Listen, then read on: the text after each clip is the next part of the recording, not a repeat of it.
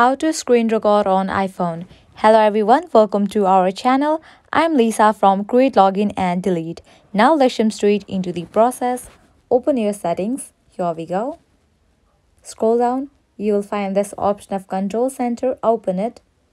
Now scroll down. You will see two sections: included controls and more controls.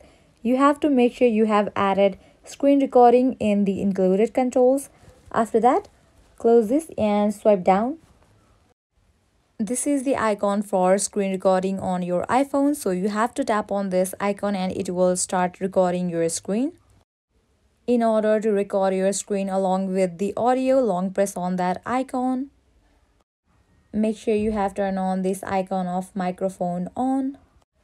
And now you are good to go. As I'm recording my screen right now, it is showing that red icon. This is how you record screen on iPhone. I hope now you guys are clear about it. At the end, if you find this video helpful, make sure to like, share and subscribe.